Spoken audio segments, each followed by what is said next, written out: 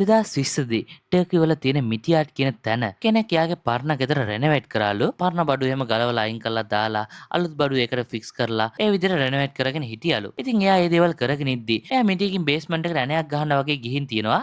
එහෙම ගහද්දි වැරදිලා ඒකට වැදිලා එහෙම මේක හිල් වෙලා ගියාලු. මෙයා තව ටිකක් කරලා බලද්දි ඒක ඇතුලේ ගුහාවක් තිබිලා තියෙනවා. එයාටත් හිතා ගන්න බෑ කොහෙන්ද මේ ගුහාව ආවේ කියලා. මෙයාට ෂොක්. මොකෙක් හරි හොරාට ඇවිත් මගේ ගෙදර යට උරුමන් හාරලා කියලා හිතලා මොන හරි හොරකම් කරන්න එන්න ප්ලෑන් කරත් දන්නේ නැහැ කියලා හිතලා මෙයා ටිකක් ඇතුළට ගිහින් බැලුවලු.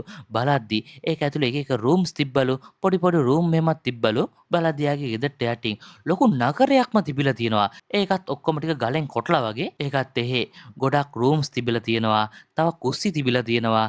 ඒ විතරක් නෙවෙයි ආයුධ ගබඩා ඒ විතරක්ද චර්චස් පවා තිබිලා තියෙනවා. ඒ විතරක් නෙවෙයි එක එක රූම් වලට තනි තනි දොරවල් පවා තිබිලා තියෙනවා. ඒකත් ඒවා ඇතුළෙන් දැන් තමයි අරින්නත් පුළුවන් විදිහට හදලා තියෙන්නේ. කොහොම හරි මේ දේවල් හදලා තියෙන්නේ අවුරුදු 1500ට කලින්ලු. මෙයාලා මෙහෙම කරන්න හේතුවත් ඒ කාලේ රෝමානුවන් ක්‍රිස්තියානි කට්ටිය දැක්කත් එයාලා හොයාගෙන ගිහින් මරලා තියෙනවා. ඉතින් එයාලගෙන් බේරෙන්න තමයි මෙයාලා මේ විදිහට යට අන්ඩර්ග්‍රවුන්ඩ් එකේ ජීවත් වෙලා තියෙන්නේ. මෙයාලා තාමත් ගිහින් තියෙන්නේ 103ක් 4ක් විතරක් තමයි ඇතුළට.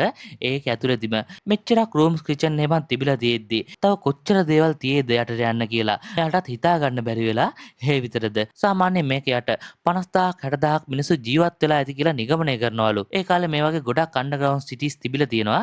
ඒ ඔක්කොම එකිනෙකට සම්බන්ධ කරලා තියෙනවා කියලා කියනවා. ඉතින් ගයිස් ඔයාලා මොනවද මේ ගැන හිතන්නේ? යටින් කමෙන්ට් එකක් විතර දාන්න. Thank you.